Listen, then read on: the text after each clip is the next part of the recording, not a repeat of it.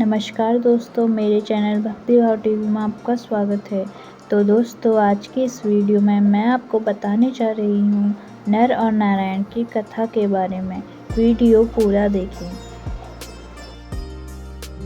नर और नारायण की दुर्लभ कथा जो आपको अचरज में डाल देगी।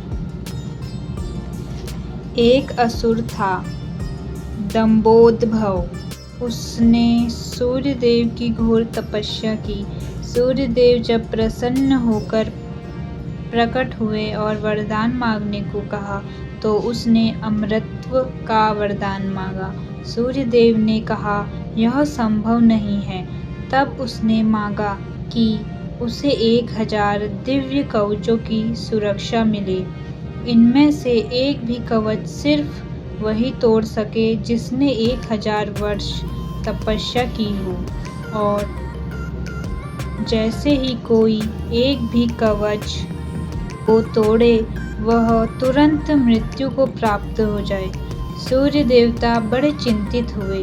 वे इतना तो समझ ही पा रहे थे कि यह असुर इस वरदान का दुरुपयोग करेगा, किंतु उसकी तपस्या के आगे वे मजबूर थे। उन्हें उसे यह वरदान देना ही पड़ा। इन कवचों से सुरक्षित होने के बाद वही हुआ जिसका सूर्यदेव को डर था।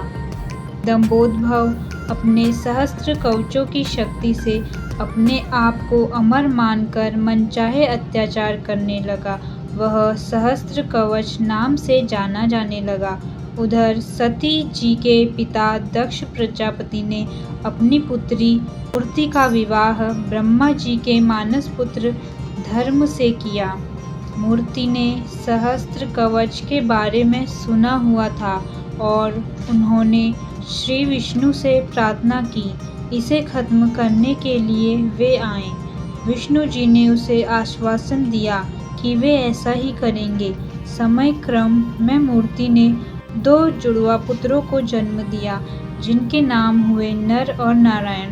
दोनों 2 शरीरों में होते हुए भी एक थे, 2 शरीरों में एक आत्मा।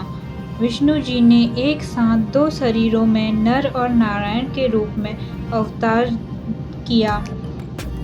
दोनों भाई बड़े हुए। एक बार दंभोदभव इस वन पर चढ़ आया। तब उसने एक तेजस्वी मनुष्य को अपनी ओर आते देखा और भय का अनुभव किया। उस व्यक्ति ने कहा कि मैं नर हूँ और तुमसे युद्ध करने आया हूँ। भय होते हुए भी दंभोदभव ने हंसकर कहा, तुम मेरे बारे में जानते ही क्या हो। मेरा कवच सिर्फ वही तोड़ सकता है जिसने 1000 वर्षों तक तप किया हो। नर ने हंसकर कहा कि मैं और मेरा भाई नारायण एक ही हैं। वह मेरे बदले तप कर रहे हैं और मैं उनके बदले युद्ध कर रहा हूँ। युद्ध शुरू हुआ और सहस्त्र कवच को आश्चर्य होता रहा कि जैसे ही 1000 वर्ष का समय पूर्ण हुआ, नर ने सहस्त्र कवच का एक कवच तोड़ दिया। लेकिन सूर्य के वरदान के अनुसार जैसे ही कवच टूटा, नर मृत होकर गिर पड़े। सहस्त्र कवच ने सोचा कि चलो एक कवच गया ही सही, किंतु यह तो मर गया। तभी उसने देखा कि नर उसकी ओर दौड़े आ रहा है और वह चकित हो गया। अभी ही तो उसके सामने नर की मृत्यु हुई थी और अभी यही जीवित होकर मेरी ओर कैसे दौड़ के आ रहा है। लेकिन फिर उसने देखा कि नर तो मृत पड़े हुए थे। यह तो हूबहू नर जैसे प्रतीत होते उनके भाई नारायण थे, जो दंभोदभव की तरफ नहीं बल्कि अपने भाई नर की तरफ दौड़ रहे थे। दंभोदभव ने अट्टहास करते हुए नारायण से कहा कि तुम्हें अपने भाई को समझाना चाहिए था। इसने अपने प्राण व्यर्थ ही गंवा दिए। नारायण शांतिपूर्वक मुस्कुराए। उन्होंने नर के पास बैठकर कोई मंत्र पढ़ा और चमत्कारिक रूप से नर उठ बैठे। तब दंभोदभव की समझ में आया कि 1000 वर्ष तक शिवजी की तपस्या करने से नारायण को मृत्युंजय मंत्र की सिद्धि हुई है, जिससे वे अपने भाई को पुनर्जीवित कर सकते हैं। अब इस बार नारायण ने दंभोदभ को ललकारा और नर तपस्या में बैठे।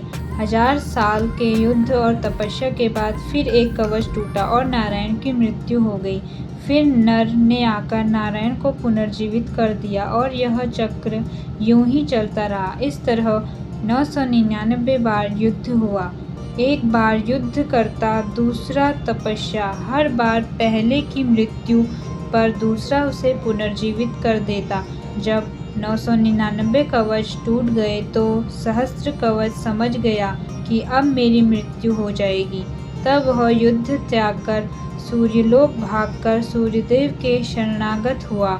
नर और नारायण उसका पीछा करते वहां आए और सूर्यदेव से उसे सौंपने को कहा, किंतु अपने भक्त को सौंपने के लिए सूर्यदेव राजी न हुए। तब नारायण ने अपने कमंडल से जल लेकर सूर्यदेव को श्राप दिया कि आप इस असुर को उसके कर्म फल से बचाने का प्रयास कर रहे हैं, जिसके लिए आप भी इसके पापों के भागीदार हुए और आप भी इसके साथ जन्म लेंगे इसका कर्मफल भोगने के लिए। इसके साथ ही त्रेता युग समाप्त हुआ और द्वापर का प्रारंभ हुआ।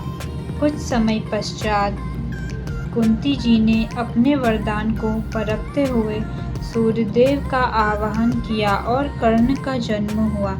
लेकिन यह आमतौर पर ज्ञात नहीं है कि कर्ण सिर्फ सूर्यपुत्र ही नहीं है, बल्कि उसके भीतर सूर्य और दंभोदभ दोनों हैं। जैसे नर और नारायण में 2 शरीरों में एक आत्मा थी, उसी तरह कर्ण के शरीर में भी 2 आत्माओं का वास है, सूर्य और सहस्त्र कवच। दूसरी ओर नर और नारायण इस बार अर्जुन और कृष्ण के रूप में आए। कर्ण के भीतर जो सूर्य का अंश है वही उसे तेजस्वी वीर बनाता है, जबकि उसके भीतर दंभोदभ के भी होने से उसके कर्मफल स्वरूप उसे अनेकानेक अन्याय और अपमान मिलते हैं और उसे द्रौपदी का अपमान और ऐसे ही अनेक अपकर्म करने को प्रेरित करता है। यदि अर्जुन कर्ण का कवच तोड़ता तो तुरंत ही उसकी मृत्यु हो जाती। इसीलिए इंद्र कर्ण से उसका कवच पहले ही मांग कर ले गए थे। एक अन्य कथा के अनुसार नर और नारायण ने केदारनाथ में शिवलिंग और बद्रिकाश्रम में विष्णु के विग्रह रूप की स्थापना की थी। केदारेश्वर ज्योतिर्लिंग की उत्पत्ति की कथा शिव पुराण में तब आती है जब नर और नारायण शिव की आराधना कर रहे होते हैं। भगवान शिव की प्रार्थना करते हुए दोनों कहते हैं कि शिव आप हमारी पूजा ग्रहण करें। नर और नारायण के पूजा आग्रह पर भगवान शिव स्वयं उस पार्थिव लिंग में आते हैं। इस तरह पार्थिव लिंग के पूजन में वक्त गुजरता जाता है। एक दिन भगवान शिव खुश होते हैं और नर और नारायण के सामने प्रकट होकर कहते हैं कि वो उनकी आराधना से बेहद प्रसन्न हैं, इसीलिए वर मांगो। नर और नारायण कहते हैं, हे प्रभु, अगर आप प्रसन्न हैं तो लोक कल्याण के लिए कुछ कीजिए। भगवान शिव कहते हैं कि कहो, क्या कहना चाहते हो। इस पर नर और नारायण कहते हैं कि जिस पार्थिव लिंग में हमने आपकी पूजा की है उस लिंग में आप स्वयं निवास कीजिए, ताकि आपके दर्शन मात्र से लोगों का कष्ट दूर हो जाए। दोनों भाइयों के अनुरोध से भगवान शिव और प्रसन्न हो जाते हैं और केदारनाथ के इस तीर्थ में केदारेश्वर ज्योतिर्लिंग के रूप में निवास करने लगते हैं। इस तरह केदारेश्वर ज्योतिर्लिंग की उत्पत्ति होती है। महाभारत के अनुसार पाप से मुक्त होने के बाद केदारेश्वर में स्थित ज्योतिर्लिंग के आसपास मंदिर का निर्माण पांडवों ने अपने हाथों से किया था। बाद में इसका पुनः निर्माण आदि शंकराचार्य ने करवाया था। उसके बाद राजा भोज ने यहाँ पर भव्य मंदिर का निर्माण कराया था। तो दोस्तों, आपको यह कथा कैसी लगी कृपया कमेंट करके ज़रूर बताएं और वीडियो पसंद आया हो तो लाइक करें और ऐसी ही बहुत सारी कहानी, कथाओं और जानकारियों को सुनने के लिए मेरे चैनल को सब्सक्राइब करें। धन्यवाद।